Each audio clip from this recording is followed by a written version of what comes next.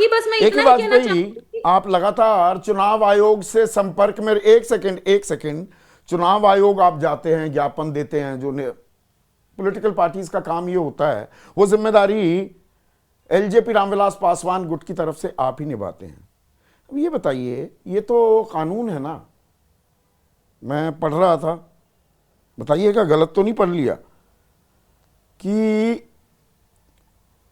for an election to the state legislative assembly on the date of the poll constituency, each contesting candidate, मोटी मोटी बात, हर उम्मीदवार को 1 vehicle for his own use, अपने निजी उपयोग के लिए एक गाड़ी, 1 vehicle for the use of his election agent, एक उसके एजेंट के लिए, in addition 1 vehicle for the use of his workers or party workers, एक कार्यकर्ताओं के लिए। और इसमें आगे लिखते हैं, cars vehicles being used for electioneering purposes shall under no circumstances be allowed to move in convoy of more than 3 vehicles। किसी भी हालत में, सूरत में 3 से ज्यादा का काफिला नहीं हो सकता। ये 40 का चल रहा था, क्या गांधी जी के 3 बंदर बना हुआ है? पूरा प्रशासन, पूरा सरकारी अमला कि दिखी नहीं? वो खुद बोल रहा है उम्मीदवार अनंत सिंह कि भाई 30 निकल गई, 10 रह गई हमारी। संदीप जी, ऐसे शब्दों का इस्तेमाल क्यों करना है कि गांधी जी के 3 बंदर है? अरे भाई, कॉन्स्टिट्यूशनल संस्था है वो इलेक्शन कमीशन ऑफ इंडिया, कितनी जिम्मेवारी का काम वो करती आ रही है 1950 से लगातार। अगर अपनी जिम्मेदारी नहीं निभाएंगे तो हम तो सवाल पूछेंगे। अरे पूछिए ना सवाल। संविधान आपको कोई सुरक्षा कवच थोड़ा दे देता है कि आपसे सवाल नहीं पूछे जाएंगे। आप इसको ऐसे भी कह सकते हैं, क्या वाजपेयी जी इलेक्शन कोड का, model code of conduct and rule का वायलेशन हुआ है कि नहीं हुआ? ये भी तो कह सकते हैं हम। पत्रकारिता भी सिखाने अरे हमें नहीं सिखानी, हम क्यों सिखाएंगे? मीडिया के एक बड़े तबके को तो सिखा दी। कुछ लोग ना इनकॉरिजिबल होते हैं, ढीठ हैं। मैं उस ढीठ प्रजाति का हूँ, बहुत मोटी चमड़ी है, नहीं सुनूंगा आप। नहीं मत सुनो, ना सीखूंगा ऐसी पत्रकारिता। जवाब सुन लो, ना सिखाना है ना सीखना है, कुछ नहीं करना है, आप अपनी चलाइए। लेकिन बात यह है कि अगर कोई वायलेशन हुआ है तो election commission of India competent है एक्शन लेने के खिलाफ में। 100% एक्यूरेट तो कहीं एजुकेशन में नहीं आता है, किसी संस्था में नहीं आता, किसी सिस्टम में नहीं आता। 100% अपनी चलाइए। आपने ये भी कह दिया मैं अपनी नहीं चला रहा, अपनी तो ये अनंत सिंह चला रहा है। थाने में FIR दर्ज है और थाने के सामने ही प्रचार प्रसार कर रहा है, खुल्लम खुल्ला। प्रचार प्रसार करने की तो इजाजत है, अगर जब तक, एक सेकंड, जब तक अरेस्ट नहीं होंगे तब तक तो वो करेगा ना, क्या दिक्कत है उसमें? वो तो कानून की बात है ना। Once he is arrested. ये हत्या का गंभीर आरोप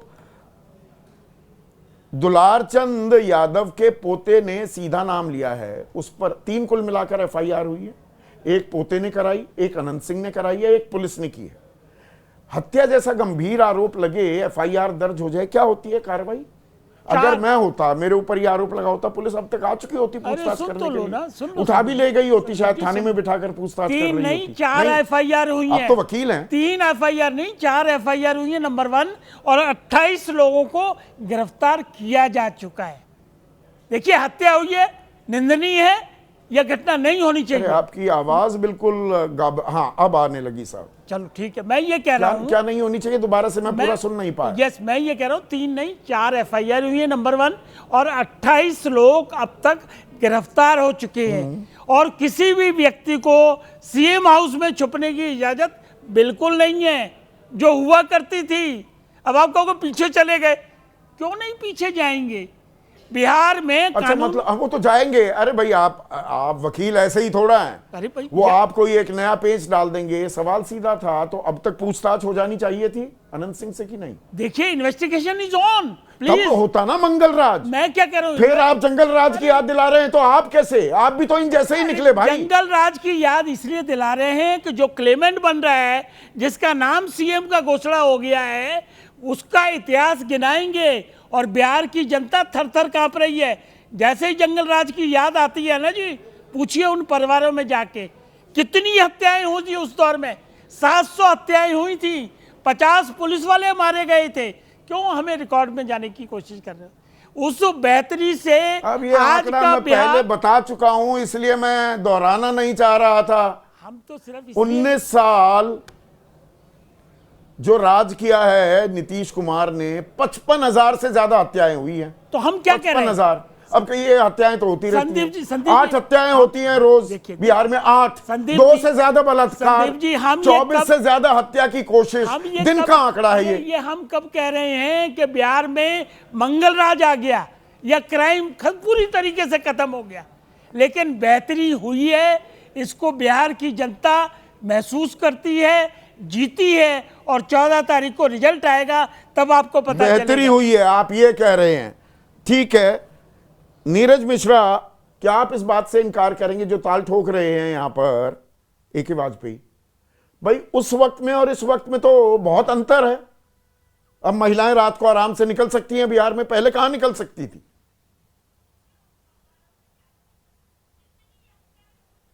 संदीप जी, वैसे तो वाजपेयी जी आज किस मुंह से बीजेपी और एनडीए की सरकार को वहां डिफेंड कर रही है, बड़ा हास्यास्पद है। क्योंकि अभी जुलाई 2025 में इनके जो नेता हैं युवा बिहारी चिराग पासवान, उन्होंने क्या कहा था कि मुझे तो शर्म आती है कि मैं किस सरकार का समर्थन कर रहा हूं।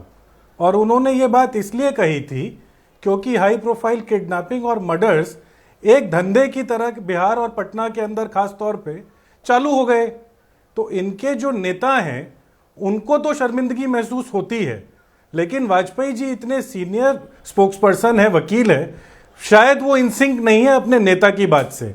बहरहाल संदीप जी, आप कहां, पटना में है ना?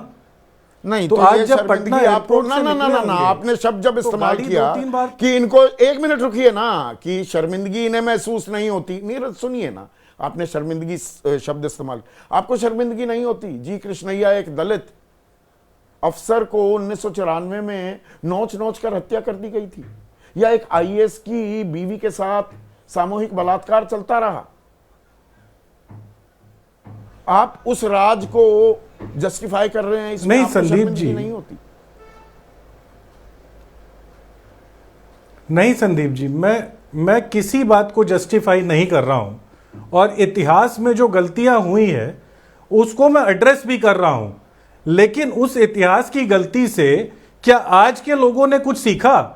आज यहां पर एक पॉपुलर टर्म जंगल राज आप लोगों ने चला दिया। आपको यह भी तो संदीप जी मालूम है कि किसी कोर्ट ने जंगल राज की बात नहीं की थी। यह सुशील मोदी का कॉइन किया गया एक टर्म था, क्योंकि कोर्ट ने तो 1996 के मामले में वो नहीं, कोर्ट ने अपनी टिप्पणी में, पटना हाई कोर्ट ने, पटना हाई कोर्ट ने टिप्पणी दी थी और उसको फिर सुशील मोदी ने उठाया।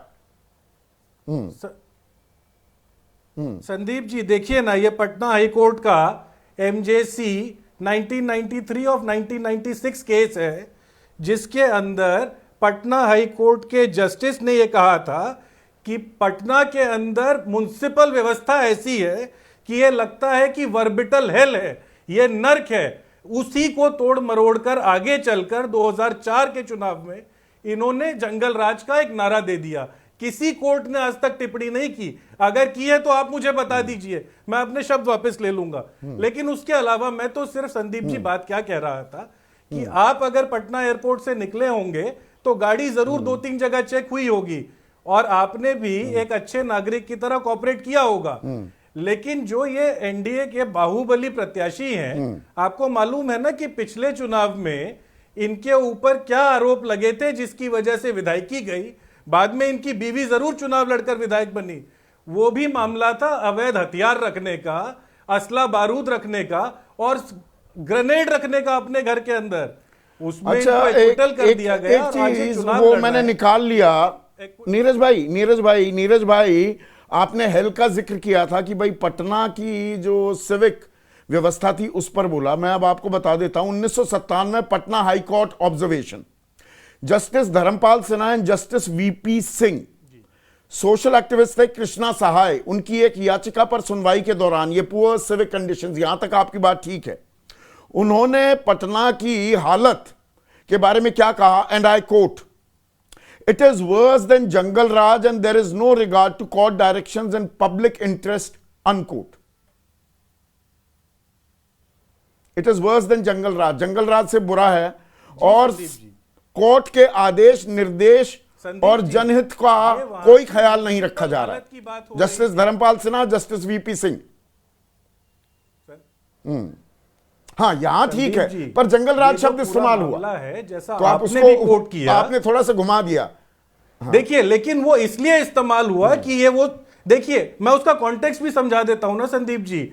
उसी समय वो कोषागार घोटाला जिसके बारे में बार बार बात होती है, उसमें लालू जी को जेल हुई थी, और उसके बाद वहां की जो व्यवस्था थी, जो एडमिनिस्ट्रेटिव म्युनिसिपैलिटी का पर फेलियर मैं था, आईएएस उसके ऊपर कृष्णैया वहां की अगर बात कर लोगों ने रहा जब हूं, याचिका डाली तो मैं कोर्ट ने ये बात कही। अगर मैं ये कोई कृष्णैया की अपराध बात के बारे करता में हूं, बात एक दलित नहीं थी। अफसर की बात करता हूं, मैं विश्वास साहब एक आईएएस की धर्मपत्नी के सामूहिक बलात्कार की बात करता हूं, तो मैं गलत जानकारी दे रहा हूं क्या? ये भी तो हुआ था ना। नहीं संदीप, रोहिणी आचार्य मैंने की तो शादी कहा, मैं उस बात में को ये acknowledge पटना में करता जहां हूं पर कि मैं बैठा हुआ हूं, शोरूम के शोरूम लूट लिए गए थे, गाड़ियां नई की नई गाड़ियां उठाकर आरजेडी के कार्यकर्ता भाग लिए थे। ये तो देखा था ना हमने होते हुए। संदीप जी, आप देखिए ना, आप पुरानी बातों में बार बार जा रहे हैं। मैं आपको बार बार आज की स्थिति पर इसलिए लेकर आ रहा हूं कि इस चुनाव में आज की जो स्थिति है उसको बदलने के लिए वोट किया जा रहा है। आप सोचिए ना कि बिहार जो हर सूचकांक पे नीचे से अव्वल आता है, वो कुछ ऐसे सूचकांक है जिस पे ऊपर आता है। आप सुनिए क्या है। बिहार की राष्ट्रीय रैंकिंग हत्या के मामले में नंबर 2 पर है, हत्या के प्रयास के मामले में नंबर 2 पर है, गंभीर चोट लगने के जो मामले दर्ज होते हैं उसमें नंबर 1 पर है, अपहरण के मामले पर यह नंबर 2 पर है, और ऐसी एक लंबी फहरिस्त है। अपराध के इर्द गिर्द देश के अंदर जितने भी आंकड़े निकल तो कर आते हैं मतलब NCRB मोटा के, मोटा ये बिहार उसमें एक सेकंड नीरज,